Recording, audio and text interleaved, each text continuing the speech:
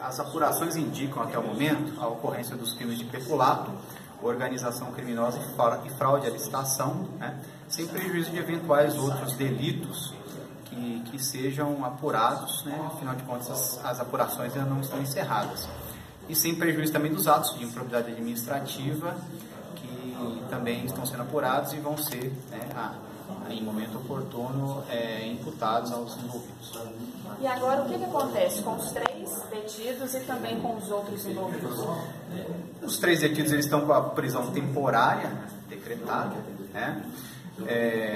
Essa prisão ela tem prazo determinado e após esse período inicial fixado pelo juízo, né, vai se analisar a possibilidade, necessidade de renovação ou não dessa prisão temporária, né? Os demais envolvidos foram fixadas medidas cautelares com relação a eles, e essas medidas, a princípio, elas não têm um prazo fixado, né, um prazo definido. Elas vão durar enquanto forem necessárias. Quais medidas são essas? Afastamento, né, dos cargos públicos ocupados, tem também recolhimento noturno, né, obrigação de recolhimento noturno, que são, né, basicamente essas as medidas cautelares. Ok, obrigada. Nath, com relação ao abastecimento desses veículos particulares sendo abastecidos em nome da Câmara? Sim, isso aconteceu com bastante regularidade, com frequência, sem nenhum tipo de inibição.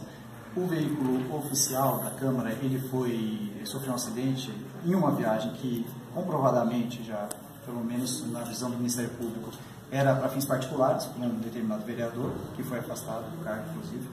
E esse vereador até inventou, né, deu sua versão, que foi comprovada falsa, mediante requisição de documentos, inclusive de requisição a documentos que foram arquivados no pedágio, demonstrando que os horários são incompatíveis pela passagem dele com o que ele alega. Familiares dele estavam no carro no momento do acidente e esse veículo ficou parado. Então, mesmo tendo se acidentado para fins particulares, a Câmara, que arcou com os valores para o Conselho, ele chegou a ficar meses parado em Arcos. Nesse período todo de meses, até os dias de hoje, a menos tenha tido uma alteração aqui, não fomos comunicados agora nos últimos dias, esses abastecimentos continuaram sendo feitos como se o veículo estivesse em regular funcionamento. A versão dos acusados, né, dos investigados, né, ninguém recebeu a denúncia ainda, seria de que, sim, eles estariam lançando mão desse expediente apenas porque, apesar de estarem lançando mão desse expediente, seria para fins de serviço público, os deslocamentos. Mas eles não documentaram nada disso, como a lei exige. Você não pode tratar o patrimônio público como se fosse o seu próprio, né? É uma gestão do patrimônio público que demanda cuidados e demanda preenchimento de formulários que permitam a fiscalização. Isso não foi feito. Então, eles não têm documentos que comprovam as finalidades dessas viagens, eles não têm documentos comprovando a anotação de quilometragem para demonstrar que o que foi abastecido foi efetivamente o percurso transcorrido, e a suspeita do Ministério Público, com base em toda a documentação de aprovado, para nós está comprovado, é que essas viagens não ocorreram para fins de serviço público, não há nenhuma prova disso, e o dever de provar uma viagem para fins públicos não é do Ministério Público, é obrigação do agente público que faz uso de combustível que a população arca com aquilo, é obrigação do servidor público fazer essa prova, e essa prova não existe. Com relação aos alimentos, uma compra muito grande em um supermercado, também em uma lanchonete, esses alimentos foram adquiridos e entregues para pessoas diversas ou não chegaram a buscar esses produtos e apenas a nota que era feita? Esse tipo de crime, o crime que envolve crime contra a administração pública em geral, como é o caso, né? Ele é aquele crime que nós não temos, não é como um homicídio que você chega e vê um crime acontecendo. Ele é um crime que é feito muito às escondidas, apesar do descuido dos investigados em esconder os seus rastros. Então, isso demanda um aprofundamento nas oitidas que ainda serão feitas nesse período, né? E a análise da documentação para comprovar. Nós sabemos que esse material não chegou até a Câmara, tem prova testemunhal e o próprio espaço físico da Câmara nem comportaria aquilo, é incompatível com as necessidades da Câmara. Mas a destinação que foi feita, nós contamos com a colaboração dos investigados, inclusive, para que esclareçam o que foi feito com tamanha quantidade de material totalmente compatível com o uso da Câmara, trouxeram para si próprios, ou então fizeram apenas uma simulação de venda, né, com emissão de nota fria, para desviar esse recurso, né? Testemunhas e os investigados poderão nos auxiliar no esclarecimento disso. De um jeito ou de outro, a consequência vai ser praticamente a mesma, é um crime de peculato. Peculato na forma do desvio. Peculato é o furto do patrimônio público. Aquele que tem o patrimônio público, seu poder, utiliza expedientes para desviar para outras finalidades, ele responde por esse crime, que tem uma pena mínima de 2 anos, mas pode chegar até 12 anos, a depender do tempo do juízo. Cada desvio corresponde a um crime. Então, se o sujeito faz uma contratação hoje de sacos de arroz, 200 sacos de arroz, e amanhã ele faz de 300 litros de Coca-Cola, bom, ele praticou crime de peculato hoje e outro amanhã, e essas penas se somam. Juntamente com isso, como foi esclarecido, também existem outras infrações que vão ser imputadas, como organização criminosa, já que existia o funcionamento de pessoas imbuídas da intenção de fraudar o recurso público, que se uniram para aquela finalidade com divisão de tarefas, uma organização ali mínima, e conseguiram praticar diversos atos ao longo de meses, talvez até mais de anos, para desviar aos poucos, né, e com expedientes variados, dos mais diversos tipos, o dinheiro do povo, né, o dinheiro suado do povo, indo aí para o bolso de agentes públicos. Muito triste. Ângelo Ansanelli Júnior, que é coordenador GAECO de Divinópolis, como que essa investigação começou? Qual foi o estopim?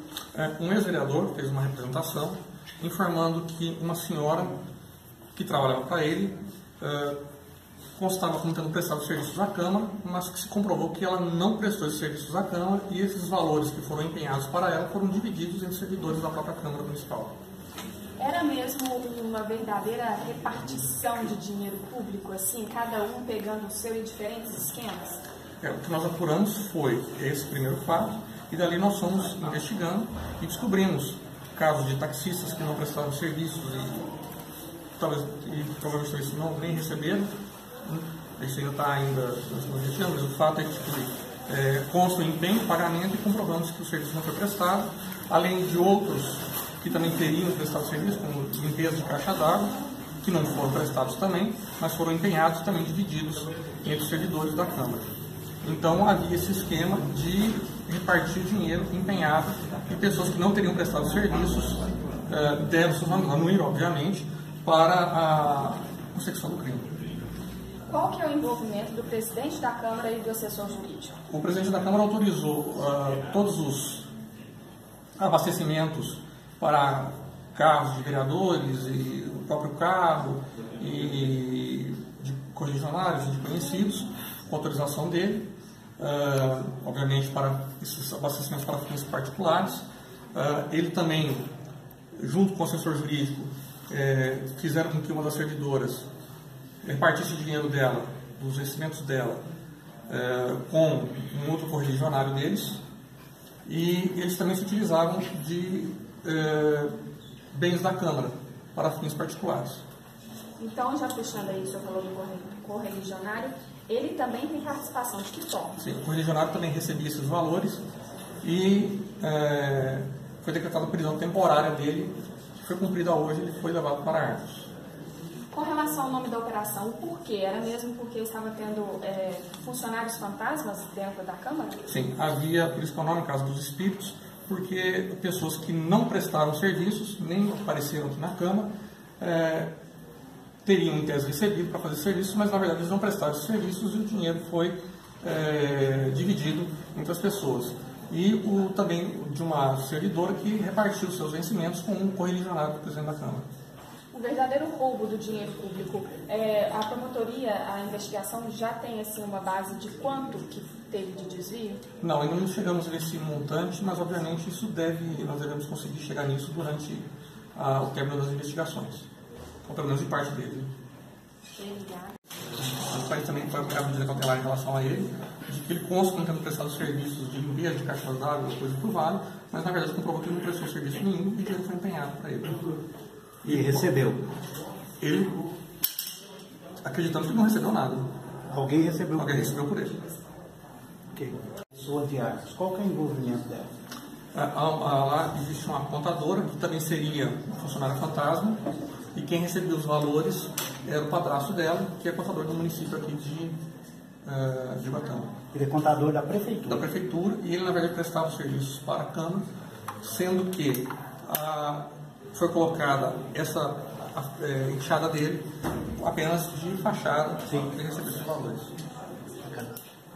Da prefeitura, que teria então sido um contador de fato na Câmara, por meio, como foi mencionado pelo Dr. Ângelo, por meio de um contrato de uma simulação de contratação de uma pessoa que é funcionário fantasma. Até esse tipo de situação motivou o nome da operação, a Casa dos Espíritos, porque havia muitos fantasmas prestando serviços lá. Então, como existe um servidor da prefeitura fazendo isso, não pode dizer que não tem envolvimento de servidor municipal, mas não há na investigação, não surgiu. O Dr. Ângelo, que desde o começo está na investigação, acredito que vai confirmar isso, não houve envolvimento. Não da administração municipal, não há nenhum